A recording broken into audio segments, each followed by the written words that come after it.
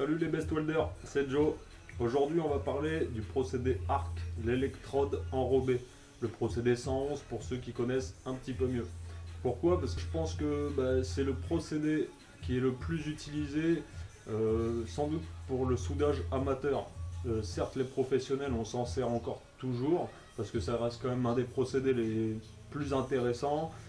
Mais si tu vois bien, c'est le truc qui ressemble à ça que tu voyais chez Papy. Ça te parle maintenant? Les plus de ce procédé. En gros, ça reste l'outillage qu'on peut trouver dans tous les bricomarchés, bricoman, etc.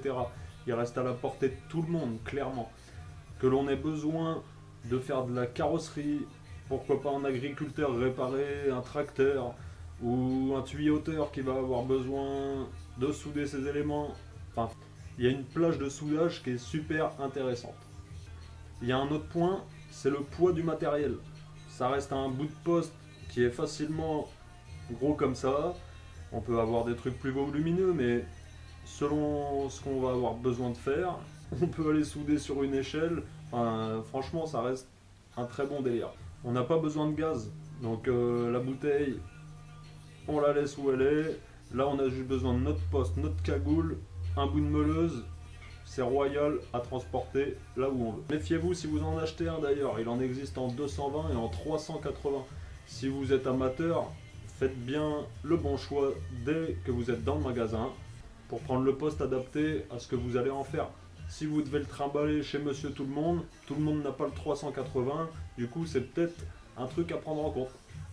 Pour ce qui est du métal d'apport, c'est hyper vaste. Ça part de 0,6 mm de diamètre jusqu'à 5. Enfin, du moins c'est ce que j'ai utilisé pour le moment et c'est vraiment, on peut vraiment faire plein de choses avec tout ça. Vous trouverez obligatoirement ce qu'il vous faut. Pour donner un petit ordre d'idée, dernièrement j'ai utilisé de la 3.2, ça varie de 90 A à 110 A. Donc il va falloir un poste adapté à ce que vous voulez souder avec ça. Ça paraît juste logique entre nous. Maintenant, voyons les moins. En termes de précision, on ne peut pas comparer l'électrode enrobée au TIG, admettons. Deuxième point, le laitier, il crée du déchet. Donc en termes de propreté, il y a d'autres procédés qui existent qui sont peut-être plus efficaces. Troisième point, ça va être la rapidité. Si vous avez des grands cordons à faire, je pense pas que l'électrode enrobée sera le meilleur procédé pour vous. Clairement, le semi-auto, on peut pas tester.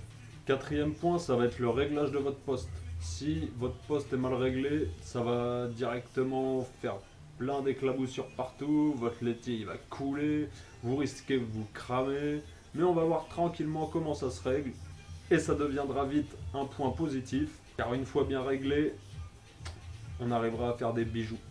On va voir tout ça point par point. Là c'était une petite généralité pour ceux qui connaissent peut-être pas le procédé. Vous allez voir qu'on peut en tirer des putains de trucs.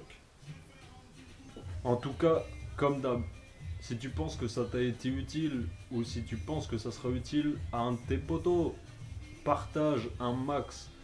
N'hésitez pas à me laisser un commentaire, poser une question, envoyer une photo. On peut voir ensemble les défauts que vous avez. Rappelez-vous qu'on est une équipe. Allez, ciao les maths.